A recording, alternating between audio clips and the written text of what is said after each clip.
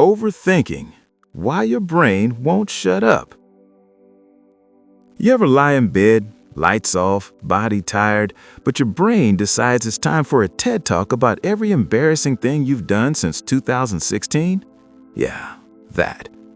You replay conversations, you predict disasters, you imagine outcomes that haven't happened and probably won't, and somehow it feels productive, like you're thinking deeply. You're not. You're stuck in a loop.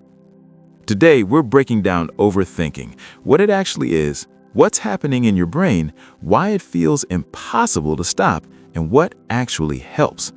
By the end of this video, you'll understand the system behind that mental replay button and how to stop pressing it. Let's go. What is overthinking? Overthinking isn't thinking a lot. It's repetitive, unproductive thought loops. Psychology calls this rumination, repeatedly focusing on distress, problems, or negative scenarios without moving toward a solution. Key difference: thinking equals problem solving. Overthinking equals problem spinning. Example: you send a text, they don't reply for 2 hours. Thinking, they're probably busy. Overthinking, they hate me, I said something weird, it's over. Same situation, different mental path. So what's happening? Your brain is trying to protect you. Badly.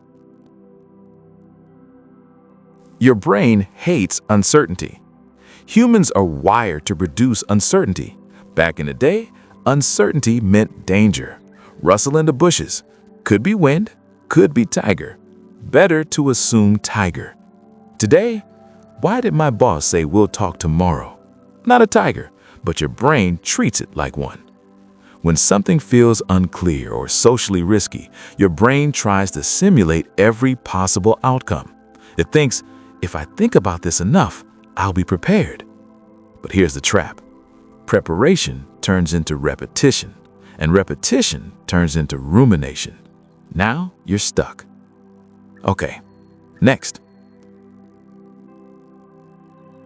Rumination versus problem solving. This part is important. Problem solving has a goal, has steps, ends with a decision. Rumination has no endpoint, circles the same question, and feels heavy. Let's use one running example for this whole video. You embarrassed yourself during a presentation. Problem solving, next time I'll rehearse more. Done. Rumination. Why did I say that? They think I'm dumb. I always mess up. I'm not confident. I'll never improve. Notice the shift? You move from event to identity. That's the danger zone, and your brain loves that zone. The dopamine twist. Here's something people don't realize. Overthinking can feel addictive, not in a fun way, in a compulsive way. When you mentally replay something, your brain is chasing closure. Closure feels like relief. Relief releases small reward signals. But closure rarely comes from rumination. So your brain tries again. It's like refreshing your email every 3 minutes. You don't get the message, but you keep checking. Overthinking works the same way. Your brain is pressing refresh again and again and again. Control illusion. Another reason overthinking feels logical, it gives you the illusion of control. If you think about a problem long enough, it feels like you're doing something. But thinking doesn't equal acting. Let's go back to the presentation example. You replay it 40 times. Did your skill improve? No. Did your future presentation change? No. But your anxiety increased. Overthinking is mental activity without physical progress. It's like doing 100 push-ups in your imagination. Your arms stay the same. Why it gets worse at night. Nighttime overthinking hits different. Why? Less distraction. During the day, notifications, work, gym, friends, noise. At night, silence. Your brain fills silence with unresolved thoughts. Also, fatigue reduces emotional regulation. When you're tired, your brain is worse at filtering negative thoughts. So small worries feel bigger. That 2 out of 10 embarrassment becomes 8 out of 10 at 1:37 a.m. That's not destiny, that's biology. The identity trap. This is the dangerous part. Overthinking often shifts from "I made a mistake" to "I am a mistake." That's cognitive distortion, specifically overgeneralization. One awkward moment becomes proof of permanent incompetence.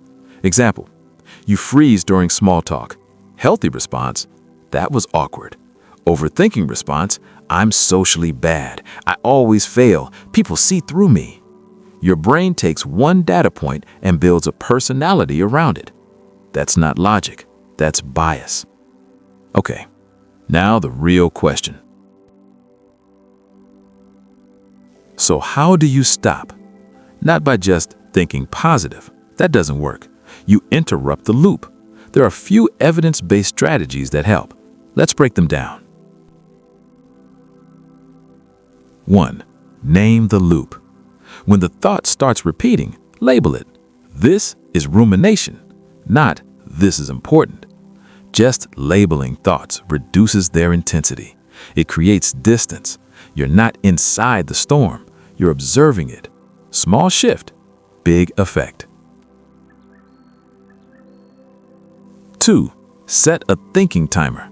Sounds dumb, works surprisingly well. Give yourself 10 minutes to think about the issue.